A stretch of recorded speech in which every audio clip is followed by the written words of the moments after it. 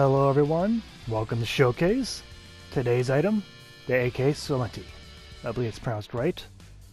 Anyway, these submachine guns, inspired by the Soma, a very powerful critical-based LMG. Well, you get the idea. Same theme, same look, and it carries that critical. That's the focus of this weapon. Low damage, but incredibly high critical, chance, and multiplier. Which multiplier is times 3. Not many weapons get that privilege. And a critical chance of 20%, this weapon puts out a lot of bullets, so that's plenty we'll need. The only real downside immediately off the bat is the accuracy. 8.7? Not that great, but it's doable. They are submachine guns, and they are secondaries, so accuracy is not the biggest problem in the world.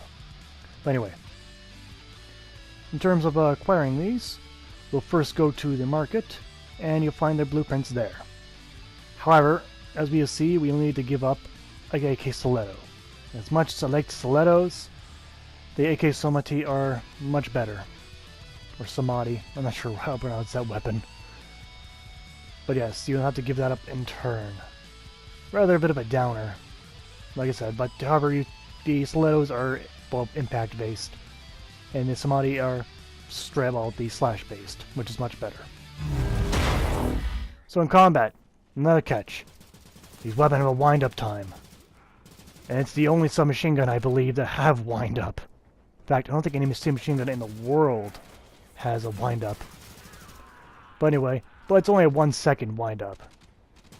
Now, with 70 bullets in a magazine and like a 1.4 second reload, it's a very low consequence. With such a high fire rate, it does well. Very well against pretty much every type of opponents you can put it against. But again, that accuracy, you gotta get close to your opponents. But in terms of its rapid fire, it easily transfers between targets, and you'll have no problems with criticals. Like, it just put one mod on it and it's good to go. But in terms of what we'll put on, we'll see. Now, the ultimate build, that's right, the ultimate build. I went all out with this one. I am not including a certain mod. Some people want Hollow Point on there and claim it's better. Well, I'm here to prove them wrong. With my current build, I did not include Hollow Points. There is some basic maps, and say it's pretty close. The top number, the 223, is without Hollow Point, and my critical damage with times 6.3, you can see there, 1400. And on the bottom one is a maxed out Hollow Point.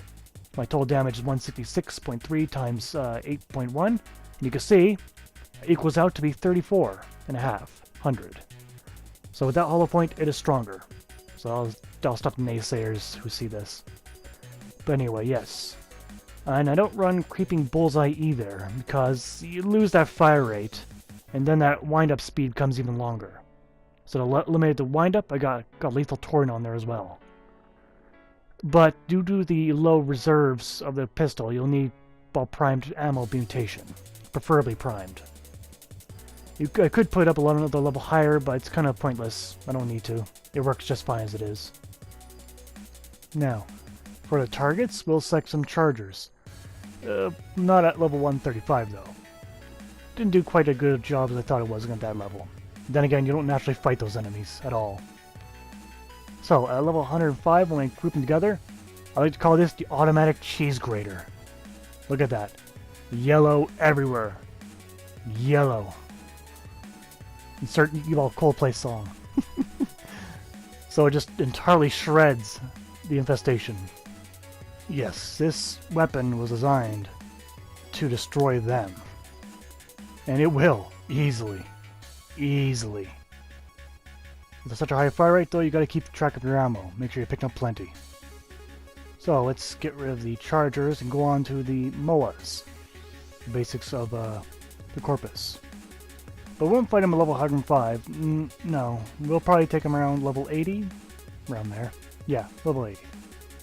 Now, you might think, well, it will do decent, but to be honest, it did more than decent. It still did the job very nicely. Though you gotta take cover from them because they hurt a lot. Though the catch is, you do have to get somewhat close to them. Fighting at a distance isn't really that effective. So that's the catch of this weapon. So maybe an Equinox is not designed for, you know, fighting with this weapon in mind. Still excellent though. Still a lot of damage being poured off. The DPS is more than high enough to strip their shields right down and get right to the red health. But, did I show killing all of them? No, but I think I got my point across. Still an effective weapon. Next, and finally, we'll take on the Grineer. We'll take on 10 of them. These guys I won't fear getting so close to, but also, since they were resistant to slash weapons, it'll be a level 70. So when I get right up close to them, maybe level 70 was a little too low. I could probably take them on easily at level 80. But I think it's a bit redundant. You can see I shred right through them very quickly, with half a mag, easily. Is it the best weapon? No, but it is a slash-based weapon. So I wasn't expecting to be amazing against Grineer. But yes, still acceptable. Still acceptable to do the job easily. And if you hit the bruised spots like my Helios ball paints on all my targets, it'd even better. But that's only that. Now, for the pros and cons of the weapon. On the pro side, we've got an amazing DPS weapon. We also got extremely high critical chance and damage. We also got a very large magazine. Also, a very quick reload time. And on top of it all, it looks really nice. I love these guns. That's my personal pro anyway. But anyway, on the con side, you do have to give up an AK Stiletto to get it. It doesn't have very good accuracy. It actually sucks. And the ammo reserves are low. So you have to put a prime down mutation on it. But those are the 3 cons in my book. And that's pretty good damn trade in my book anyway.